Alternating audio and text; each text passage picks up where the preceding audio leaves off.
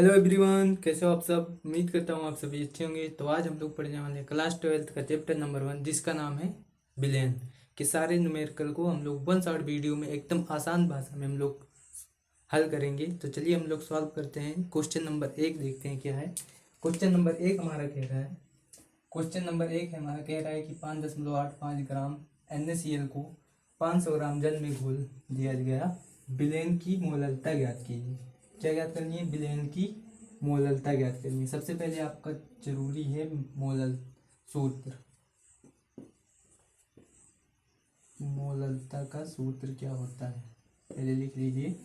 मोललता का सूत्र होता है WA मल्टीप्लाई बाई 1000 बटे MA गुणे WA। मोललता को स्मॉल m से भी प्रदर्शित किया जाता है। ठीक, तो यहाँ देखिए, अब WA क्या है? WA यानी जिसकी मात्रा कम हो वो हमारा होगा WA, और जिसकी मात्रा अधिक होगा WB। ठीक, तो किसकी मात्रा कम है तो WA हमारा दिया है 5.85, और MA हमारा है विलेय का अणुभार। विलेय यहाँ पर क्या है? विलेय है हमारे यहाँ NaCl। क्या है? NaCl। तो NaCl का अणुभार यानी Ma आपका आएगा 58.5 आता है। ठीक है, और आपका WB यानी विलायक दिया है आपका 500 ग्राम। कितना? 500 ग्राम। ठीक, बस सारे मान को उठा के पुट कर देना है। तो स्मॉल m बराबर WA का मान हमारा देखिए, WA का मान हमारा ये 5.85 गुणे 1000 बटे MA का मान दिया है हमारा 58.5 गुणे 500। 500 दो बार कटेगा, दशमलव से दशमलव यहाँ लग जाएगा 0.2। तो स्मॉल m का मान आ गया 0.2 मोल। 0.2 मोल। ठीक, तो फाइनली हमारा आंसर आ गया 0.2 मोल। यही हमारा होगा आंसर। ठीक, तो चलिए हम लोग नेक्स्ट क्वेश्चन देखते हैं क्या है। नेक्स्ट क्वेश्चन है हमारा, किसी विलेन की मोललता 2 मोल पर किलोग्राम है तो 500 ग्राम जल में उपस्थित यूरिया के कितना ग्राम होंगे? क्या याद करना, फिर से पढ़िए। किसी विलेन की मोललता 2 मोल प्रति किलोग्राम है तो 500 ग्राम जल में उपस्थित यूरिया के कितने ग्राम होंगे? यूरिया का हमें ग्राम निकालना है कि कितने ग्राम यूरिया मिलाया जाएगा। ठीक है, एक विलेन है और उसमें 2 मोल किलो प्रति किलोग्राम हमारा दिया है मोललता, और उसमें 500 ग्राम जल है तथा उसमें यूरिया की मात्रा ज्ञात करनी है। तो यूरिया की मात्रा क्या होगी? तो पहले हम लोग मोल देख लेते हैं। मोललता क्या दिया है? मोललता हमारा दे रखा है पहले से ही 2 मोल। 2 मोल प्रति किलोग्राम, और WA हमें निकालना है। और WB हमारा दिया है, WB यानी विलायक का भार। विलायक हमारा दिया है जो अधिक मात्रा में 500 ग्राम। कितना क्या दिया है? 500 ग्राम। और आप मोललता का सूत्र जानते ही हैं, यहीं पर बता दिए हैं, लेकिन फिर भी लिखवा दे रहे हैं। मोललता का फार्मूला यानी स्मॉल m बराबर होता है WA गुणे 1000 बटे MA गुणे WB। ठीक, मोललता का फार्मूला यही होता है। किसी भी क्वेश्चन को, किसी भी न्यूमेरिकल को लगाने से पहले आपको पूरे सारे फार्मूले आपको याद ही करने पड़ेंगे, क्योंकि यही सारे जो फार्मूले होते हैं कि आप लोग फार्मूला नहीं जानेंगे तो न्यूमेरिकल कैसे लग पाएगा। तो डब्ल्यू बी आपका इतना आ गया। क्या ज्ञात करना है? W E. डब्ल्यू ई हमें ज्ञात करना है और डब्ल्यू बी हमारा दिया है। और एम ए अभी नहीं लिखा है। एम ए यूरिया का हमारा फार्मूला होता है NH2CONH2 NH2। इसका हमारा होता है 60 ग्राम भार। कितना है? 60 ग्राम होता है। अणु भार होता है 60 ग्राम। ठीक, बस इसी मान पे पुट कर देना। स्मॉल एम बराबर डब्ल्यू ए का मान दिया है नहीं है? स्मॉल एम तो दिया है। एक मिनट, स्मॉल एम का मान हमें दे रखा है। स्मॉल एम का मान दे रखा है 2 बराबर डब्ल्यू ए गुड़े 1000 बटे एम ए का मान हमारा है 60 गुड़े डब्ल्यू बी का मान हमारा है 500 ग्राम।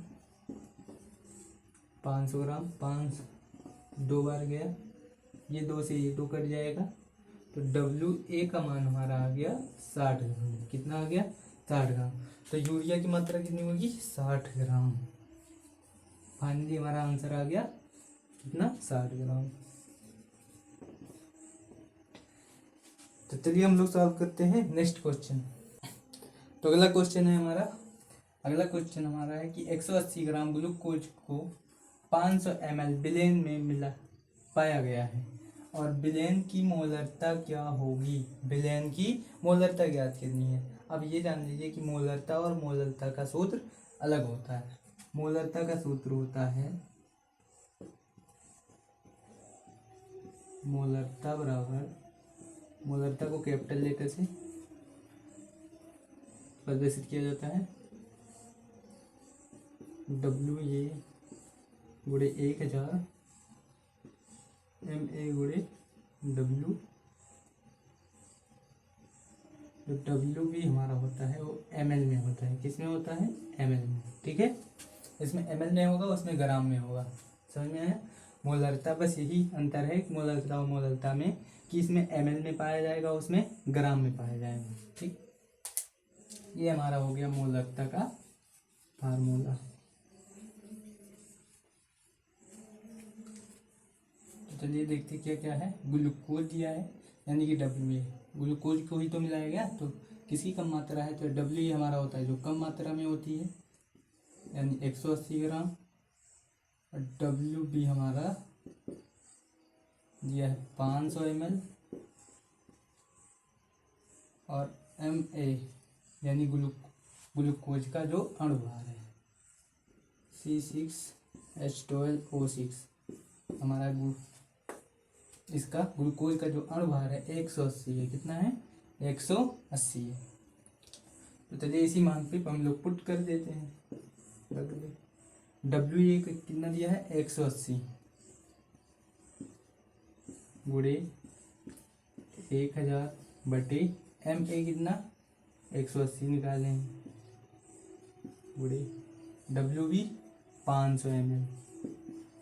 कितना है? 500 ml। 500 दुना 1000 कट गया, 180 से 180, तो कैपिटल एम का मान आ गया 2 मोल। कितना होगा? 2 मोल प्रति लीटर। 2 मोल प्रति लीटर होगा। ये मोल प्रति लीटर आपका मात्रक है। अगर आप लोग मात्रक नहीं लिखेंगे तो आपका आधा नंबर कम से कम कट सकता है। ठीक है, इसलिए मात्रक जरूर लिख के आइएगा। यही हो गया आपका आंसर। अगला क्वेश्चन हमारा कह रहा है कि यदि 3.42 ग्राम शर्करा को 100 ग्राम जल में घोला गया हो तो क्वथनांक में उन्नयन ज्ञात करिए। क्या ज्ञात करना है? क्वथनांक में उन्नयन। अब लोग क्वथनांक में उन्नयन का सूत्र जानते हैं क्या होता है? डेल्टा टी बी बराबर होता है के बी मल्टीप्लाई डब्ल्यू ए गुड़े 1000 बटे एम ए गुड़े डब्ल्यू बी, यानी कि किसका सूत्र? मोललता का। किसका? मोललता का सूत्र। ठीक है, तो के बी का मान होगा, के बी का मान आपको दिया रहेगा, आपको याद करना पड़ेगा 0.52। तो चलिए हम लोग मान पुट कर देते हैं। पहले देखिए डब्ल्यू ये हमारा दिया है 3.42 MA, यानी शर्करा का अणुभार निकालना, तो ये इसका अणुभार होता है 342। कितना होता है? 342, ठीक। और डब्ल्यू पी हमारा कितना दिया है? डब्ल्यू बी दिया है 100 ग्राम। 100 ग्राम डब्ल्यू ये जो होता है हमारे कम मात्रा में, डब्ल्यू पी अधिक मात्रा में, यानी विलेय और विलायक। विलेय, और आप लोग जानते ही होंगे कि विलेय प्लस विलायक से ही मिलकर हमारा विलयन बनता है। तो इसी मान पे पुट कर देते हैं। ये हमारा फार्मूला है, अंडरलाइन कर देते हैं, आप लोग को दिखाई देगा। डेल्टा टी बी बराबर के बी का मान हमारा है 0.52 मल्टीप्लाई 1000 सॉरी। एम ए का मान हमारा 342। इसी में तो हाँ एम ए का मान रख दे रहे हैं। डब्ल्यू ए का मान दिया है 0.42, 342 गुणे डब्ल्यू की का मान 100, डब्ल्यू बी का मान 100, एम ए का मान 342, डब्ल्यू ए का मान यहाँ रख दिए। तो काट देते हैं, 2 जीरो से 2 जीरो कट गया, 10 बचा, 342 से 342, 0.01 बचा। इससे इसकी मल्टीप्लाई करेंगे तो आ जाएगा आपका आंसर। मल्टीप्लाई करने पर, तो हमारा मल्टीप्लाई करने पर यहाँ पर 10 बचा और यहाँ 0.01 बचा। मल्टीप्लाई करेंगे तो डेल्टा टी बी का मान आ जाएगा 0.052 डिग्री सेंटीग्रेड। यही आ जाएगा आपका फाइनल आंसर।